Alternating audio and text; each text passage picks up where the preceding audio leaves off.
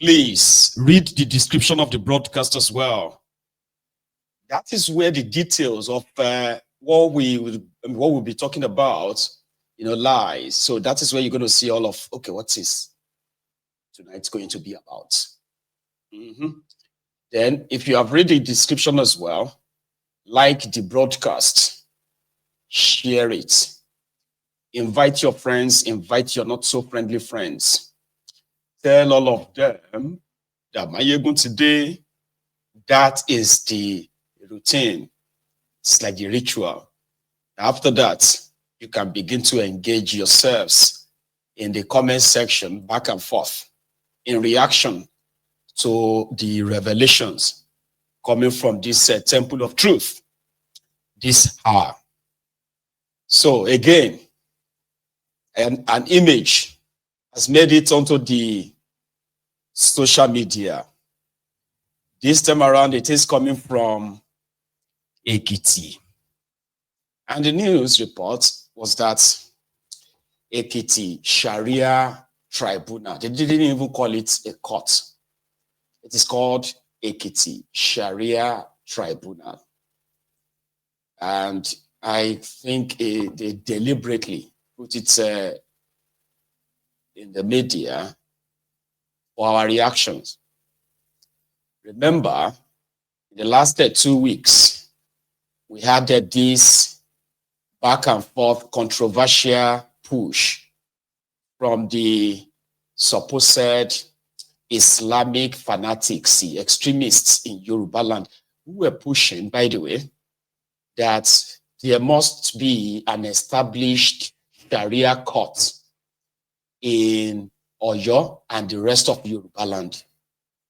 We reacted, reminding everyone then that the freedom of religion, the freedom of choice of religion, and then the religious coexistence and tolerance in Yorubaland is top-notch, where everyone practices whatever religion they choose without any without any kind of hindrances or what have you.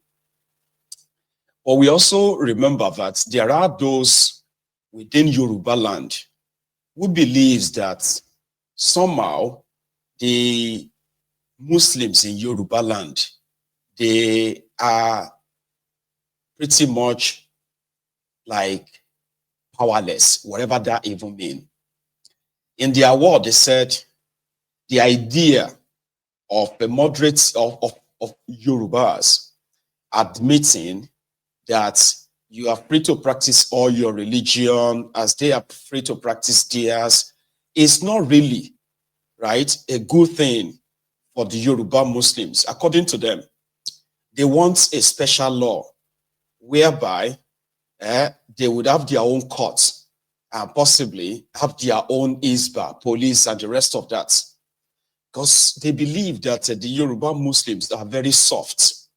Like they are not really following the teachings of the Prophet, sallallahu alaihi wasallam.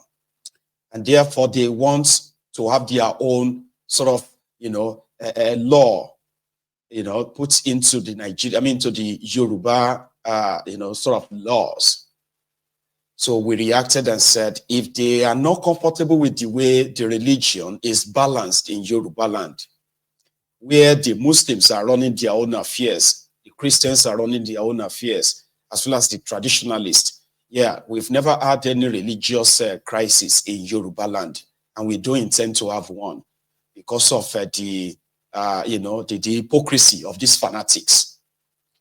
And then they themselves responded by pushing the narrative of they would have it and nothing will happen.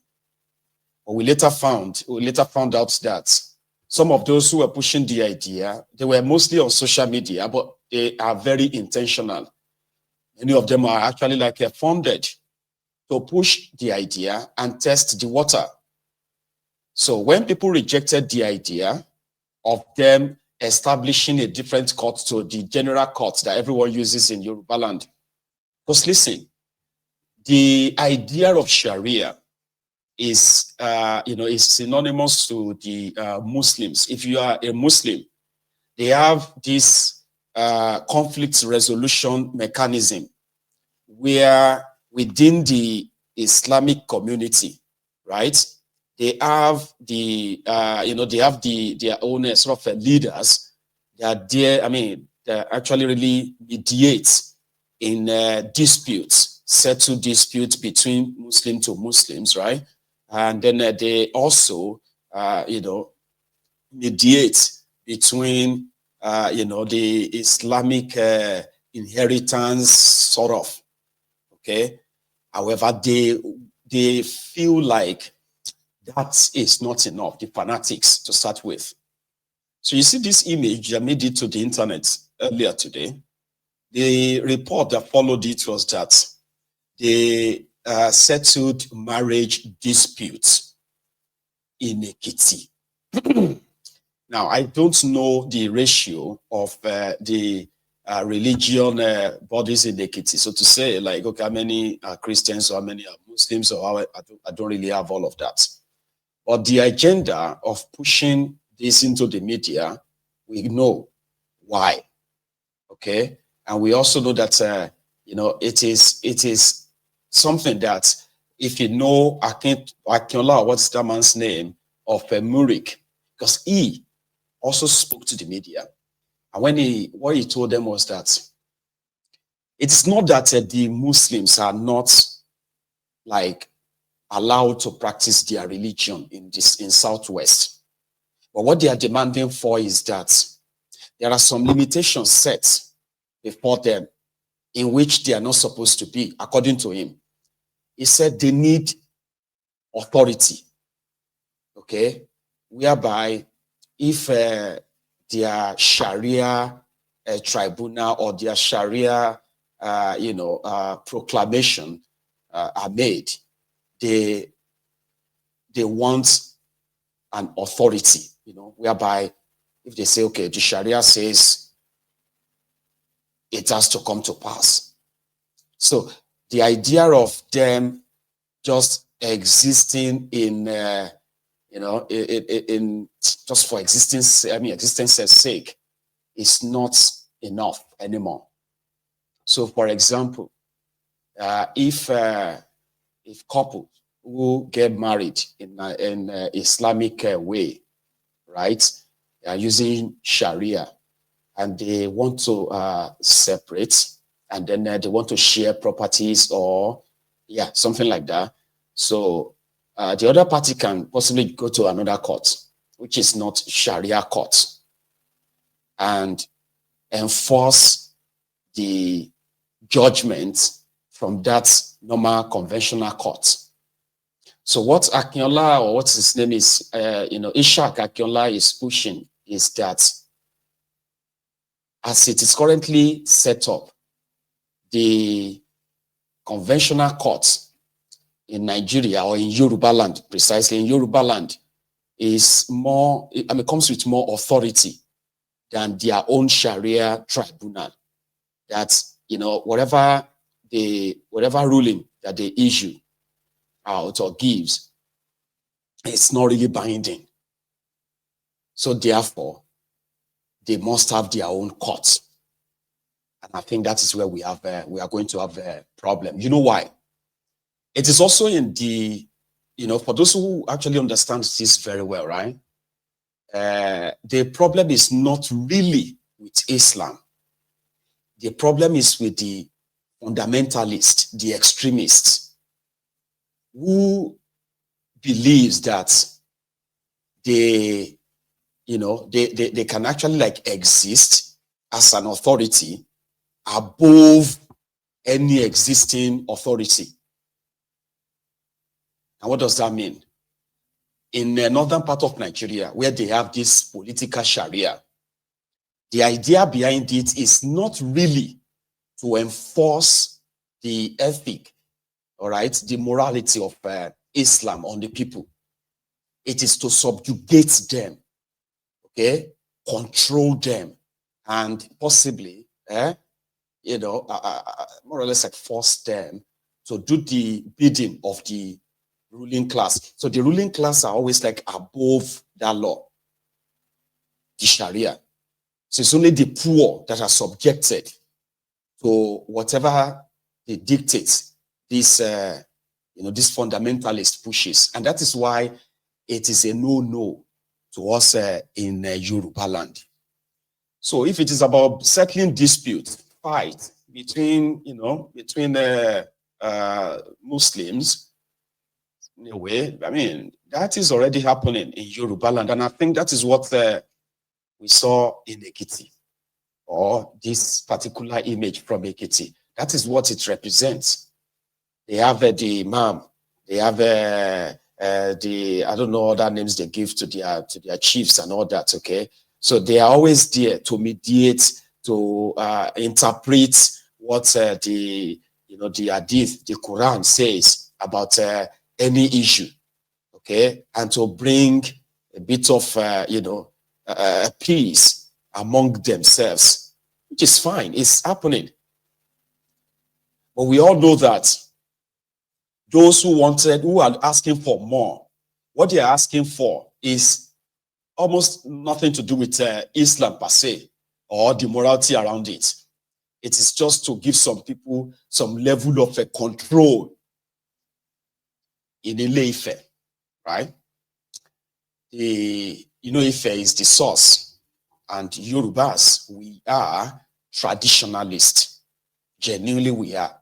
We are not Muslims, we are not Christians, even though, like originally, Oshe gets. So, but even though we have converts of these religions in Yorubaland, we are traditionalists. And we have enough of all this traditional religion, like in parts in Yorubaland and Ile-Ife, that we believe is the source of the Yorubas, is the headquarters of all these traditions. Obatala, Shango, Olojo, Oshun, and all those kind of, you know what I mean? Like, Ife is the source. But something happened yesterday. I think they are doing the Obatala festival, right? So an image, a very gory image. I'm not putting that on the screen, okay? But I'll tell you, I will describe it for you. An old woman who, according to her and as her daughter, she lives in Lagos. But in the last 6 years, she has been visiting Ife to celebrate, because her daughter converted to become a traditionalist and Obatala worshipper. And they have their annual Obatala sort of festival, I think every January, okay? So, and there are some rites that surrounds this festival. They hurt no one, they harm no one. But somehow, 2 nights ago, thereabouts, they were coming back from their groove, coming into town, and they said traditionally, right, the lights outside or wherever their path, they have to put out the lights. If there are cars approaching, they have to dim their headlights. It's bike men, they have to dim their headlights. If they are passing through, compounds or what have you, they have to turn off the lights. It is part of their celebratory, what have you. But they got to a particular spot that they believe is the area of the Imam of Ife. Okay, and from nowhere, some mob started stoning them, in which they strongly believe that they were doing so on the order of this Imam, who himself possibly is from Ife. Is very much aware of this particular festival, as well as the rights around it. The right of way of the worshippers is aware, but just not comfortable with it anymore. And this is not the first time. It's not the second time. In fact, it is not the 10th time that the Islamists in Yorubaland have actually attacked traditionalists. They've always been the only one. I have not really seen anywhere yet where Christians attack a traditionalist in Yorubaland. It's always been this Islamist, this fundamentalist in Yorubaland, and they are 100%. If we remove Ilorin, the rest of them are like 100% Yorubas. Who knows? They are from these communities. They know. But because of all this religious thing and this intolerance that is now brewing in Yorubaland, left, right, and center, right? We have seen them attack the traditionalists. And in some cases too, the traditionalists have retaliated, like serious, kind of like a confrontation as well. So according to the woman, as they were coming back from, from their groove, and when they got to this particular spot, some mob started hurling stones, heavy stones, at these worshippers in the dark. That an old woman got so injured that she became bloody. If you see her face, the bloody face, and then you see the swollen face. So she personally expressed her experience here in Yoruba. I'll come back and tell you what she said.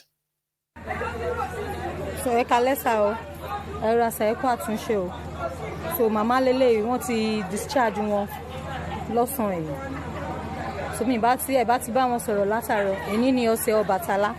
So a ṣe parí ọ̀sẹ̀ òrìṣà ni. So mama ní wọn kò den ṣe fẹ́ náà gbé Èkó náà wà ní Kòròdú. Wọn den ṣe olórìṣà. Church náà ń lọ CAC. Wọ̀ láti bí 6 years. Tèmi náà ti di Ọlọ́bàtálá gẹ́gẹ́ bí ọmọ wọn. Náà ti máa ń wá every January láti bá wa ṣe ọdún Ọbàtálá. So àwọn lele mama ó yá ṣàlàyé nǹkan tó ṣẹlẹ̀ lánàá. Epa òrìṣà o. Òrìṣà epa. Ẹ kú ọdún o. Ayọ̀ la fi bẹ̀rẹ̀, ayọ̀ la máa fi làjà o. Bí a ṣẹ̀ṣẹ̀ máa wá o, táwọn èèyàn family máa wá, táwọn ọ̀rẹ́ mi náà wọ́n á wá.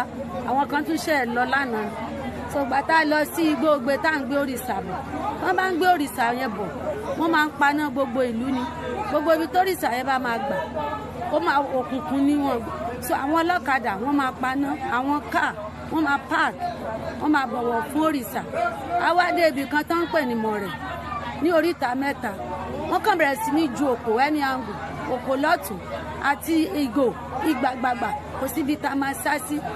Ìsàlẹ̀ tí mo tún ní kí n sá lọ, àwọn kan tún ń sá bọ̀. So òkò tán ju òkò àwọn òkúta lókè ńlá yẹn.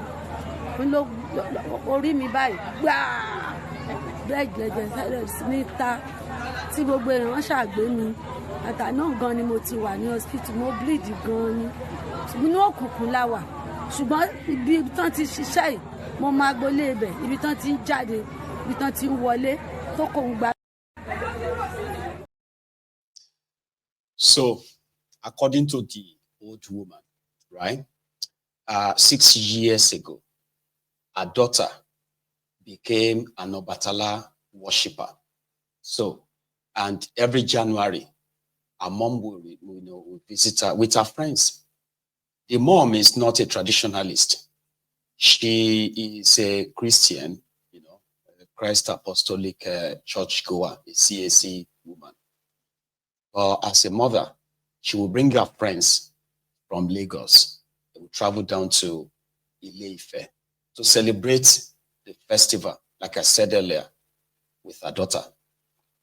So we have this fundamentalist who happen to be the Imam of Ife, by the way. That is the man they alleged, right, was behind the attack. There are instances prior to that. Okay, for example, is openly condemned this, this sort of a tradition, kind of, and is also promised them that he was going to show them this particular year. This is why the fingers have been pointed at him, all right? So the woman, according to what she said there, she knows those behind the attack. She knows the household where this, happened. So he said when they were coming back from the groove, like I said, they got to this spot called More.